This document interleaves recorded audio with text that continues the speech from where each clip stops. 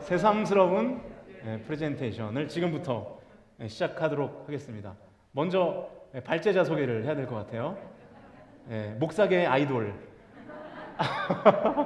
이거 울산 성광교회 설교 목사, 울산 성광교회 목양 목사, 그리고 울산 성광교회 담임 목사 김승민 목사입니다. 내년 한 해도 잘 부탁드리겠습니다.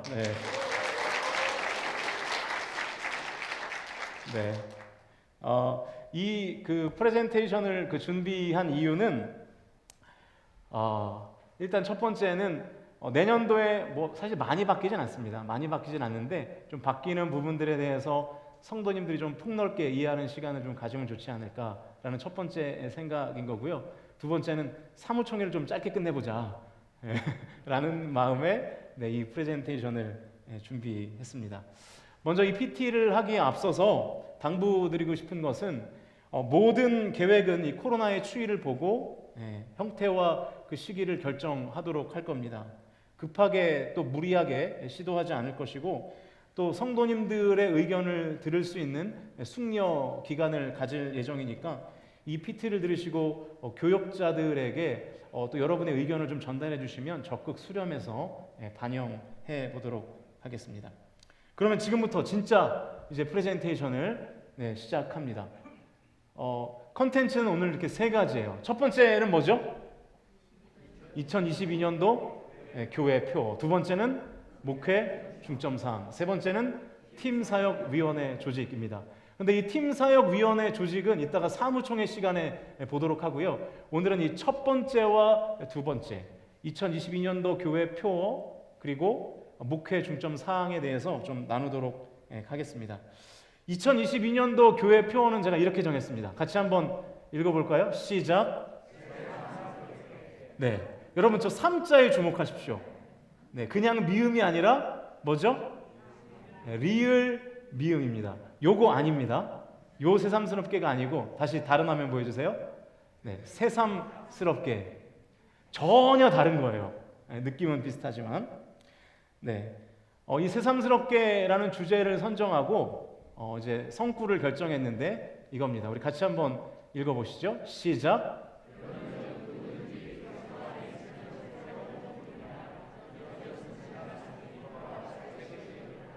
아멘. 주제 성구는 이 말씀으로 잡았습니다. 왜 새삼스럽게라는 표와 이 고린도후서 5장 17절을 선택했는지는 이따가 끝부분에서 다시 한번 말씀드리도록 하겠습니다. 2022년도 목회 중점 사항으로 넘어갑니다. 여러분, 우리가 교회의 사명을 이야기할 때 보통 5개를 얘기합니다. 첫 번째는 예배, 두 번째는 교육과 양육, 세 번째는 선교와 전도, 네 번째는 교제, 다섯 번째는 봉사. 이렇게 5가지를 보통 교회의 사명으로 여기죠. 그래서 레이투르기아, 디다케, 케리그마, 코이노니아, 디아코니아, 이렇게 5가지를 교회의 5대 사명으로 생각합니다. 그래서 내년 한 해의 사역을 이 5부분을 중심으로 변경되는 부분을 하나하나 짚어보도록 하겠습니다. 첫 번째는 예배 부분입니다. 목회 중점사항의 첫 번째는 예배 영역인데, 먼저 주일 예배 시간을 변경해 보자 합니다. 그래서 1부 예배는 10시, 2부 예배는 11시 30분으로 변경해 볼 예정입니다.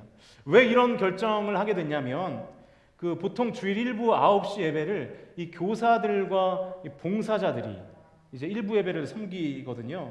그런데 최근에 이제 교회 학교를 섬기고 싶다는 젊은 이제 아이를 키우는 이제 부부 집사님들이 좀 생기게 되었는데, 그 집사님들의 요청이 뭐냐면 9시까지 애들을 챙겨서 일부 예배를 나오기가 굉장히 어렵다는 거예요.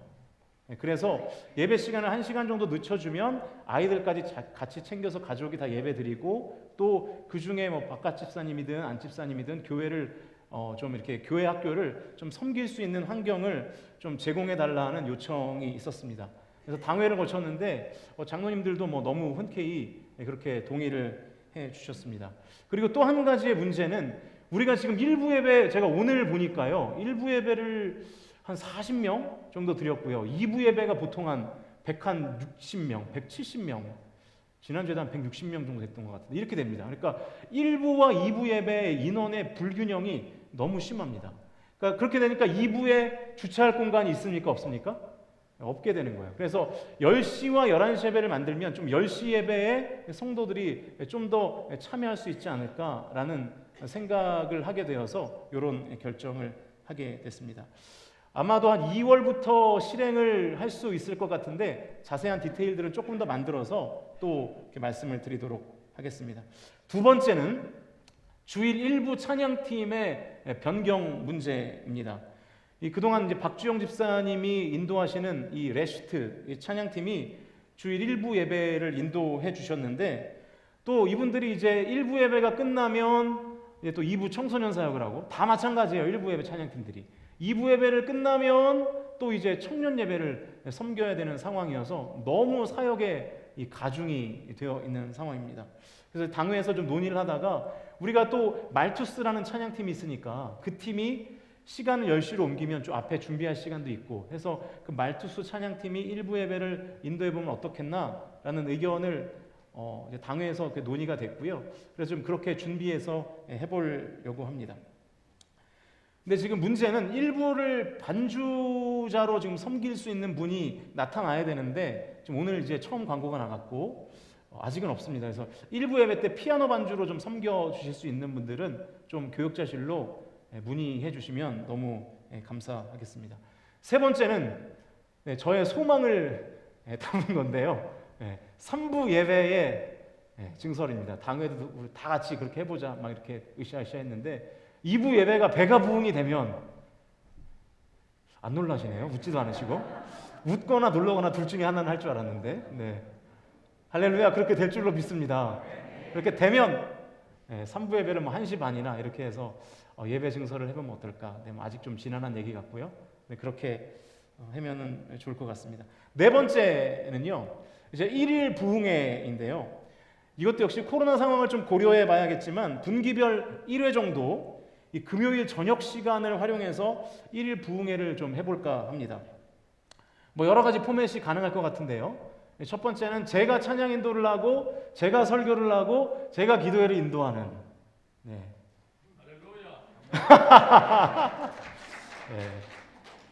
네가 고생해라 이거죠. 그런 포맷이 하나가 있고요. 또 제가 찬양 인도하고 뭐 강사를 섭외하기도 하고 뭐 이런 포맷도 있을 것 같고 뭐 또 우리 교회 사역자들이 적절히 사역을 분배해서 하는 방향도 있을 것 같습니다. 제가 최근에 한 집사님께 전화를 받았는데 제가 찬양 인도하는 예배를 좀 드렸으면 좋겠다. 또 제가 찬양 잘하는 걸 어떻게 아시고 또 또 그렇게 또 연락을 주셔서 그래서 안 그래도 생각을 하고 있었거든요. 그래서 내년에는 분기별로 한 번 정도 코로나 상황을 좀 고려해서 분기별로 한 번 정도 그렇게 해볼까 합니다. 만약에 금요일 저녁에 1일 부흥회를 하게 되면 토요일 새벽은 하지 않는 것으로 그렇게 하겠습니다. 다섯 번째는 특별 저녁 부흥회인데요. 제가 보니까 우리 교회는 새벽보다는 그래도 저녁에 모여야 좀 더 많이 모일 것 같아요. 그래서 고난주간이나 그리고 9월에 이제 사역을 시작하는 그쯤이 될 것 같은데 월요일부터 금요일까지 이제 5일간 저녁마다 집회를 진행하고 그렇게 매일 이제 집회를 하는 형식이 될 것 같고요. 그 주간에는 아예 새벽 예배를 폐하고 저녁에 모이는 데 집중하는 그런 시간으로 삼아 볼까 합니다. 여섯 번째는 코로나 전에 드렸던 오후 예배 시간을 예배가 아닌 교제의 시간으로 활용하는 것입니다. 이 부분은 이따가 교제, 이 코이노니아 부분에서 더 자세히 다루도록 하겠습니다. 목회 중점상 두 번째는 디다케, 교육 및 양육의 영역입니다. 교육 및 양육의 영역인데 내년부터는 이제 단계별 성경 공부를 시작합니다. 그래서 봄학기와 가을학기 두 번에 걸쳐서 단계별 성경 공부를 시작할 예정이고요. 그 시스템은 이렇습니다. 그 다음 화면 보여주시죠. 다음 PPT 화면이요. 단계별 성경 공부인데요. 1단계는 기초반, 2단계는 성장반, 3단계는 제자반, 4단계는 리더반 이렇게 해서 그 디모데 성경 연구원이라고 아마 아실지 모르겠어요. 구약의 파노라마 강의 들어보신 분 계세요? 구약의 파노라마, 신약의 파노라마 이런 강의로 유명한 이제 성경 공부를 교재를 만들고 가르치는 단체인데요. 이 단체의 커리큘럼을 차용해서 내년부터 우리 교회도 시행해 볼까 합니다. 그 다음 화면을 보여주시면요. 이 단계별 성경 공부의 커리큘럼은 이렇습니다. 기초반, 성장반, 제자반, 리더반 이렇게 되고요. 이 내용들은 새로 리뉴얼된 홈페이지에 다 올라가 있습니다. 그래서 홈페이지를 통해서 내가 기초반에서는 어떤 성경 공부를 하는지 자세히 한번 확인을 해보시면 좋겠고, 요것 외에도 기초반에 예를 들면 그리스도인의 삶의 발견이라는 저 과목 외에도 수많은 과목이 그 디모데 성경연구원에 커리큘럼화 되어 있습니다. 그래서 때때로 상황을 봐가면서 그 프로그램들을 진행하도록 하겠습니다. 이제 그 궁금하신 거는 이겁니다. 임직자들은 반드시 이 단계별 성경 공부를 이수하셔야 됩니다. 집사가 되려면 기초반. 갑자기 분위기가 안 좋아지죠? 네. 권사가 되려면 성장반. 안수 집사가 되려면 제자반. 장로가 되려면 리더반까지 다 수료를 하셔야 합니다. 그럼 여러분 질문이 가능하겠죠. 저 이미 안수 집사인데 그럼 나는 기초반도 듣고 성장반도 듣고 제자반도 듣고 리더반까지 다 이렇게 밑에서부터 올라와야 됩니까? 라고 물으실 것 같아서 제가 미리 말씀을 드리면 이렇게 해보려고요. 예를 들면 지금 내가 안수 집사예요. 그러면 안수 집사가 되려면 어디까지 그 수료를 해야 되죠? 제자반까지 수료를 해야 되잖아요. 그러면 현재는 안수 집사님들은 제자반까지 수료한 것으로 정하겠습니다. 그러면 장로가 되기 위해서 뭐만 하면 되죠? 그렇죠. 리더반만 하시면 되는 거예요. 이 정도면 좀 합리적이죠? 지금 장로 되고 싶은 분이 계신 것 같아요. 할렐루야 그런 거 보니까. 네. 제가 이렇게 합리적인 사람입니다. 네, 그렇게 하도록 하겠습니다.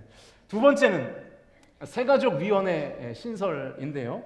그동안 이 새가족팀은 예배위원회 하부 개념으로 존재했습니다. 근데 이제 위원회로 아예 승격을 시켜서 시스템을 갖추고 이 교회를 방문한 새가족들의 정착을 돕는 그런 이제 아예 시스템을 구축할 예정입니다. 이제 시작하는 사역이라 아마 여러 가지 준비의 부분이 있을 텐데 어쩌면 교회에서 가장 중요한 위원회라고도 볼 수 있습니다. 성도님들의 많은 참여와 관심을 부탁드리고 이 시스템이 잘 정착될 수 있도록 성도님들 도와주시기를 바랍니다. 목회의 중점상 세 번째는 이제 선교 및 전도, 이 캐리그마의 영역입니다. 이미 하고 있는 우리 선교비를 보내는 사역들은 기존에 하던 대로 전혀 변동 없이 내년에도 그대로 진행이 됩니다. 그렇기 때문에 더 그 부분에 대해서는 제가 따로 언급하지 않고요. 이제 새로 신설되는 부분만 살펴보겠습니다. 첫 번째는 비전 트립 및 성지 순례 부분입니다. 이 코로나의 추이를 지켜봐야겠지만 내년도에 이 제주도 비전 트립 및 성지 순례를 한 2차례 정도 가지면 어떨까 생각을 해봅니다. 이 제주도에도 가보면 우리가 이제 가슴에 새겨야 될 기독교 역사가 있는 교회들이 있거든요. 그 교회를 같이 탐방하고 또 함께 열방을 품고 또 함께 또 여행의 느낌도 가미해서 서로 교제하고 하는 시간을 좀 가져볼 예정입니다.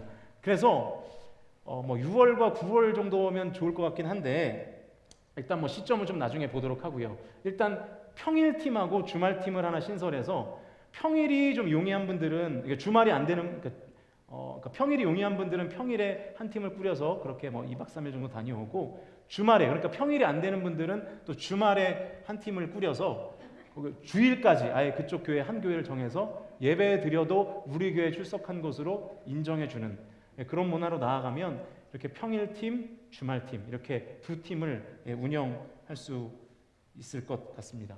그렇게 해서 우리가 조금 이제 국내의 성지도 좀 돌아보고 또 어떤 선교지도 방문해보는 그런 시간을 좀 가지면 좋겠고요. 이스라엘 성지 순례는 제가 꼭 하고 싶은 건데 너무 지난한 얘기 같아서 나중에 또 구체화되면 그때 말씀드리도록 하겠습니다. 두 번째는 이제 미디어 전도팀인데요. 미디어 전도팀. 이 미디어 전도팀을 신설하면 좋을 것 같습니다. 3분 메시지 영상이나 그리고 교회 소식들 이제 홈페이지에 여러분 가보시면 홈페이지에 예를 들면 사진들이 쭉 올라오지 않습니까? 그럼 그 하단에 페이스북, 카카오톡 또 뭐가 있죠? 트위터 밴드 이렇게 공유할 수 있는 그 아이콘들이 생겼습니다. 그래서 그거를 클릭하시면 바로 카톡으로 연결되고 페이스북으로 연결되고 밴드로 연결이 되는, 그래서 교회 일정을, 교회 사역들을 수시로 공유할 수 있는 그런 시스템이 지금 이미 교회 홈페이지에 마련이 되어 있습니다. 그래서 그 일들을 조금 전문적으로 그리고 적극적으로 할 팀을 좀 모집하면 좋겠다라는 생각이 있어서 뭐 당회에서도 한 장로님의 의견을 내주시기도 했고, 그래서 그 일들을 좀 해보려고 하고요. 조금 우리 젊은 집사님들이나 꼭 젊지 않으셔도 됩니다. 네, 또 휴대폰에 사용에 좀 용이하신 분들은 좀 함께 해주시면 좋겠습니다. 네 번째가 이제 가장 중요한데요. 이 코이노니아, 이 교제에 관한 그 영역입니다. 그 다음 페이지를 보여주시죠.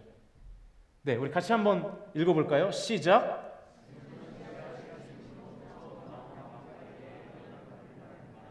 이 순이 자라나서 나무의 줄기와 가지가 됩니다. 생명체의 첫 시작이 곧 순이고 이 순을 통해 크고 튼튼한 나무를 이루게 됩니다.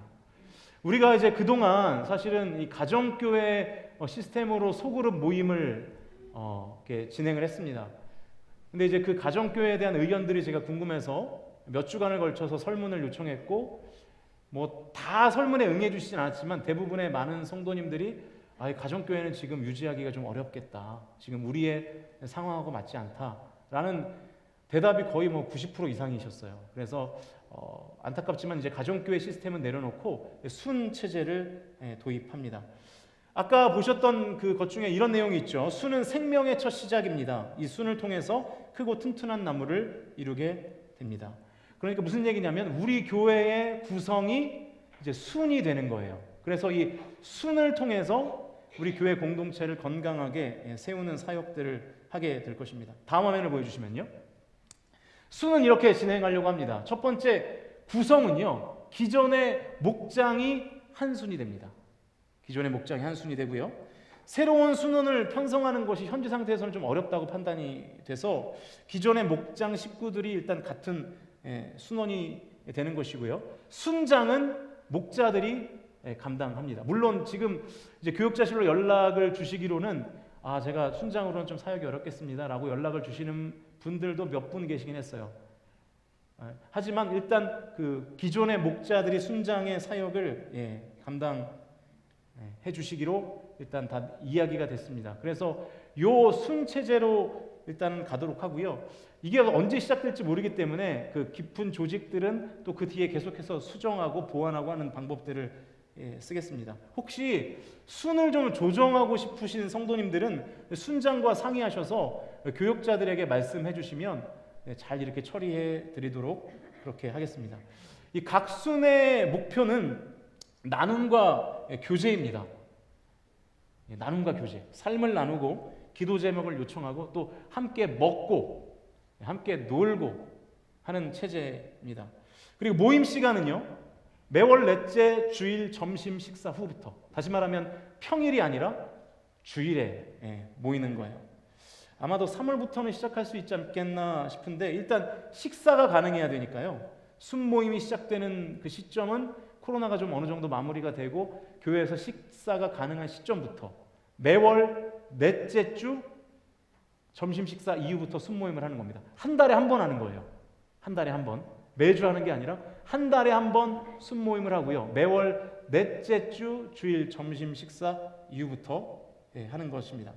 아마 이런 궁금증을 갖고 계실 거예요. 기존의 목장에서 선교지를 하나씩 정해서 후원하고 있었는데 그 부분은 어떻게 해야 됩니까? 라는 질문을 가끔 하시던데 자유롭게 하시면 되겠습니다.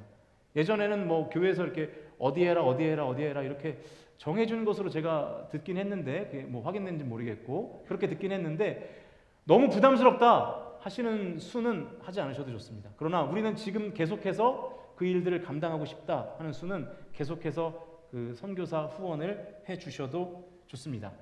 순 이름은 자유롭게 정하시면 되고요.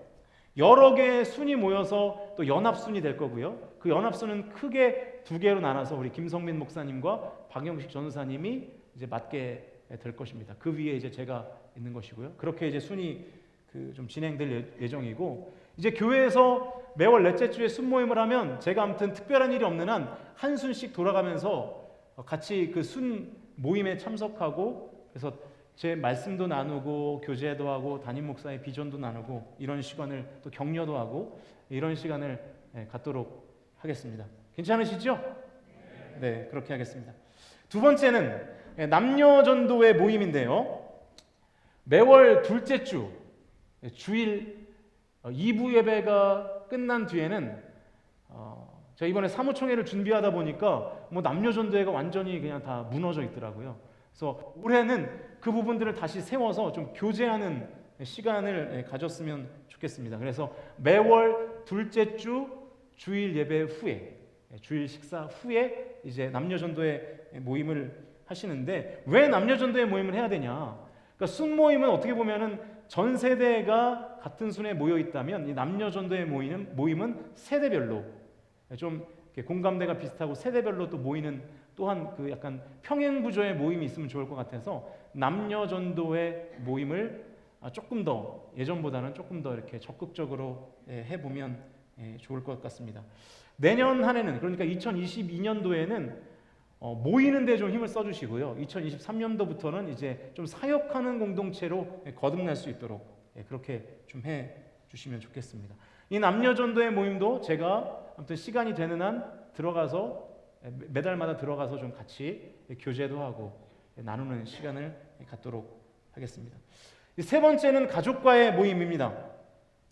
요즘은 이제 가족들도 휴일이 아니면 모이기가 어려운 시대가 됐습니다. 그런데 주일까지 하루 종일 이제 교회에서 예배드리고 일하고 사역하니까 정작 이 가족과의 시간을 가족과 보낼 시간이 없다라는 성도님들이 참 많더라고요. 그래서 첫째 주, 셋째 주, 다섯째 주가 있는 주에는 다섯째 주까지 이 다섯째 주에는 가족들과의 시간을 보내는 것으로 그렇게 하시면 좋겠습니다. 여러분 교회에서 가족 공동체는 너무나 중요합니다. 그래서 이 가족 공동체를 잘 세우는 일도 여러분들이 좀 힘을 내시면 좋겠습니다. 그래서 주일 오전 예배를 잘 드리고 주일 오후에는 나머지 첫째 주, 셋째 주, 다섯째 주는 가족들과의 모임을 해주시면 좋겠습니다.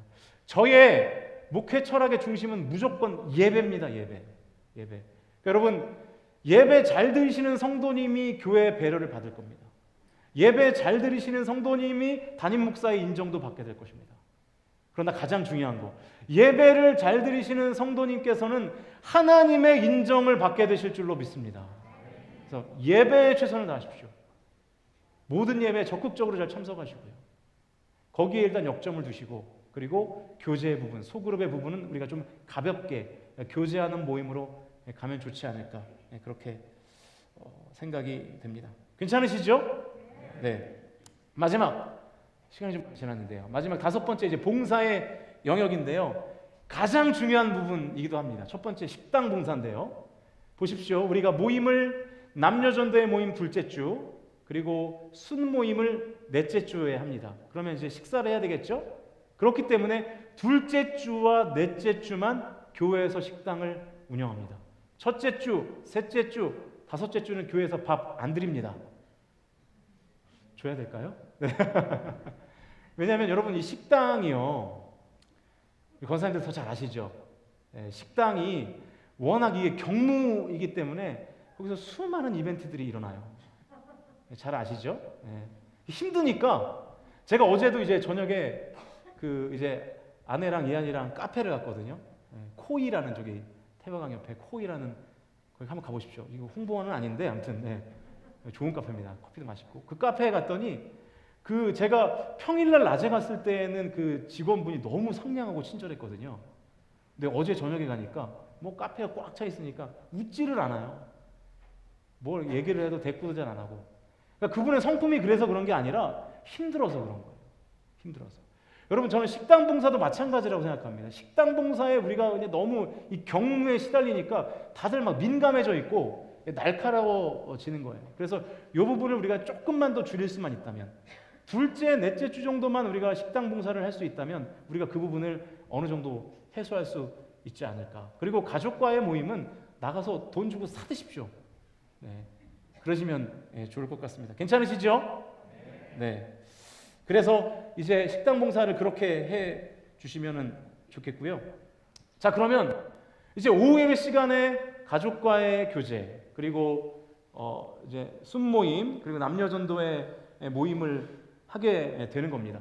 그런데요, 가끔은 좀 특별 예배가 좀 필요한 그런 타이밍도 있을 거예요. 예를 들면 뭐 음악 예배를 한다든지, 또 뭐 우리 성광 시네마를 좀 차용한 영화 예배를 한다든지, 어떤 특별 예배를 할 때는 또 오후 예배 시간을 활용해서 예배를 드리는 경우도 있게 될 것입니다. 그럴 때는 제가 이제 권사회와 잘 미리 소통을 해서 그때는 또 식사를 준비할 수 있도록 그렇게 미리미리 소통을 하도록 하겠습니다. 두 번째는 이제 위원회 편성에 관한 부분인데요. 이 부분은 이제 곧 끝나면 사무총회 할 거니까 사무총회 때 다루도록 하겠습니다. 이제 정리합니다. 여러분 분명히 기억해야 될 것은 2022년도의 표어가 새삼스럽게 라는 것입니다. 우리가 일반적으로 알고 있는 그 새삼스럽다는 과거에 이미 느끼거나 알고 있던 것에 대한 감정이 다시 새롭게 일어나는 것을 의미하죠. 그러니까 포인트가 과거에 있는 거예요. 그러나 이 새삼스럽게, 우리가 말하는 그 리을 미음의 새삼스럽게는 과거에서 어떤 새로움을, 신선함을 발견하는 차원이 아닙니다. 과거와는 전혀 다른 새로운 삶을 부여받은 성도의 마땅한 삶인 것이죠. 물론 이 새삼스럽게라는 표현은 제가 발명한 건 아니에요. 어떤 한 기업이 내건 캐치 프레이즈를 카피한 것입니다. 그 영상을 잠깐 한번 보면 좋겠네요. 새삼스럽게 아이의 변화가 반가운 요즘이에요. 채소를 먹지 않던 아이와 베란다에 텃밭을 만들었어요. 스스로 새로운 맛을 탐험할 수 있게요. 점점 마음을 열고 있어요.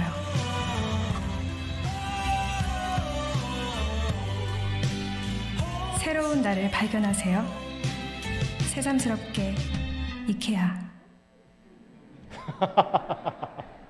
네, 이케아의 광고였습니다.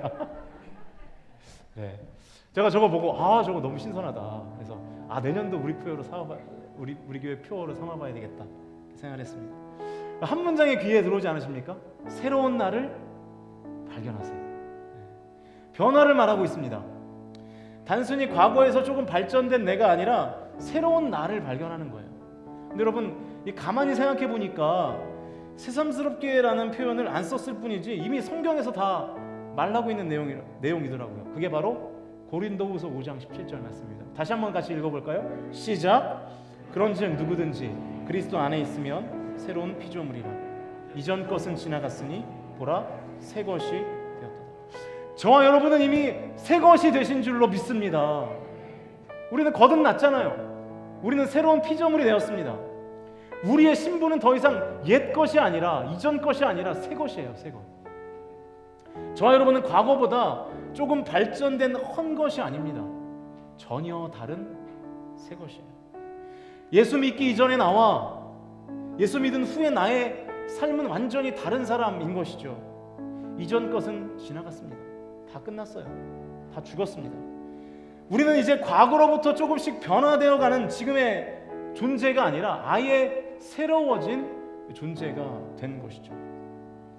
그리스도 안에 있기로 우리가 결정하면서 그리스도 안에 거하면서 전혀 다른 새 것이 된 줄로 믿습니다. 새 것이 새삼스럽게 사는 일은 전혀 무리한 요구가 아닌 것이죠. 너무나 당연한 일입니다. 그러면 여러분, 새삼스럽게 산다는 것이 무슨 뜻일까요? 이전에 나는 하지 않았고 이전에 내가 할 수 없었던 일을, 다시 말하면 새로운 일을 하는 거예요. 그게 새삼스럽게 사는 것입니다. 이케아의 광고에서 채소를 먹지 않던 아이가 어떻게 됐다고요? 채소를 입에 넣잖아요. 그렇게 채소의 맛을 탐험하듯이 우리도 새 것이 된 성도로서 그동안 해보지 않았던 일을 맛을 보는 거예요. 탐험하는 거예요. 새로운 일을 하는 거예요. 그게 새삼스러운 삶입니다. 내년에 저와 함께 이 새삼스러운 신앙생활에 도전해 보시지 않겠습니까? 할렐루야. 네. 우리 모두 함께 새삼스러운 성도가 좀 돼보자고요. 여러분, 새삼스럽게 예배하실 수 있기를 축복합니다. 새삼스럽게 기도하실 수 있기를 축복합니다. 새삼스럽게 찬양하실 수 있기를 축복합니다. 새삼스럽게 헌신하고 봉사하실 수 있기를 축복합니다. 그게 내년에 우리의 비전입니다. 내년 한 해 이 새삼스럽게라는 표현이 우리 교회의 유행어가 됐으면 좋겠어요. 야, 새삼스럽게 왜 그래? 그게 아니고 새삼스럽게 해야지. 새삼스럽게 해야지. 우리 옆에 분들 한번 쳐다보실까요? 새삼스럽게 해야지. 시작. 이게 우리의 유행어가 돼야 됩니다. 우리가 새삼스럽게 사는 것은 너무나 당연한 일이에요. 이건 뭐 무리한 요구가 아닙니다. 담임 목사로서 여러분에게 도전하고 싶어요. 내년 한 해 그동안 하지 않았던 일들 중에 주님이 기뻐하시는 일을 단 한 가지라도 시도해 보시는 모든 성도님들 되시기를 주님의 이름으로 축복합니다.